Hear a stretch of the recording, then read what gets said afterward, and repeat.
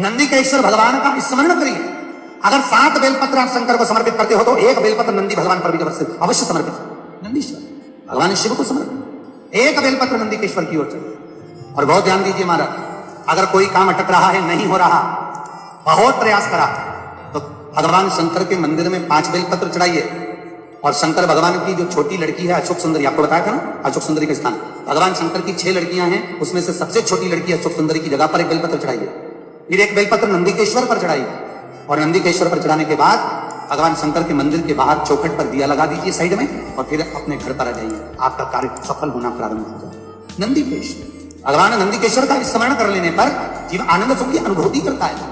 एक चीज और ध्यान करिए हमारा, जिस लड़का और लड़की का विवाह नहीं होता, मंगल हो गया, शनि हो गया, राहु केतु हो गया, या विवाह नहीं हो रहा है, उसके लिए भी कहा जाता है कि कहीं से बसंत पंचमी के दिन आप प्रयास करिएगा, कहीं से अगर मौका मिल जाए, कहीं से आपको किसी रूप में अगर चांदी का पत्रा मिल जाए, चांदी का थोड़ा सा पत्रा, कोई वो कहते हमारे यहाँ बर्क कह देते, पर असली चांदी की बर्क चाहिए। आजकल तो भगवान पे भी जो बर्क लगाई जाती है वो भी नकली है। असली चांदी की बर्क, उसको जलाकर उसकी जो भस्म तैयार करी जाती है, चांदी भस्म जो तैयार करी जाती है, उस भस्म से लड़का हो लड़की हो जिसका विवाह नहीं हो रहा हो, उसके हाथ में वो भस्म लगवाकर और बीच में हल्दी की बिंदी लगाकर शंकर के शिवलिंग का लेपन करा दिया जाए महाराज। बसंत पंचमी के दिन आप उसका लेपन करा दीजिए।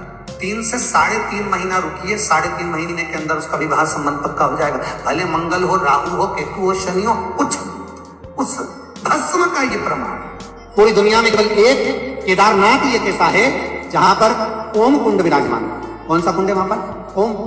जो बच्चा हकलाता है, तोतला बोलता है या गूंगा होता है, जिसकी वाणी नहीं होती, वो अगर ओम कुंड पर जाकर ओम बोलने का प्रयास करता है तो जितनी देर तक उसके मुंह से घुन्न की आवाज निकलती है, उतनी देर तक ओम कुंड में से पानी का बुलबुला निकलता रहता है। और 7 या 8 बार बोलने से व्यक्ति हकलाना छोड़ देता है, तोतला बोलना छोड़ देता है, उसकी वाणी आ जाती है। वो ओम कुंड केदारनाथ जी में बसता है। कहां बसता है?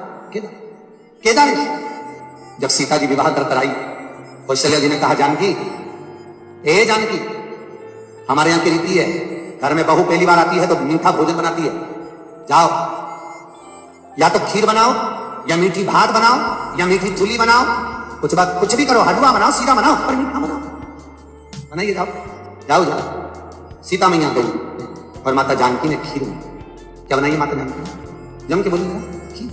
और सीता जी ने खीर बनाई, कौशल्या, केकई, सुमित्रा, दशरथ जी सबको दे दी, सब खाने के लिए बैठे। अब जैसे ही खीर खाने के लिए बैठे, बैठ के तुरंत एक तेज हवा का संचार, बहुत तेज हवा, और जैसे ही हवा चली, एक कचरा दशरथ जी के कटोरे में खीर में जाकर गिरा। एक तिनका, एक कचरा दशरथ जी के। सीता जी खीर परोसकर इधर से निकल रही थी, उन्हें दशरथ जी के कटोरे में खीर में तिनका देखा, कचरा देखा, तो सीता जी को लगा, पहली बार तो मैं अपने ससुर को भोजन करा रही हूं, पहली बार तो मैं अपने ससुर को भोग लगा रही हूं। अगर ससुर के कटोरे में कचरा दिखेगा, तिनका दिखेगा, तो ससुर क्या कहेंगे? ये ससुर कहेंगे कि मेरी बहू ने मुझे खाना दिया, भोजन दिया और उसमें भी कचरा दे दिया, और पहली बार तो मैं भोजन दे रही, करूं क्या?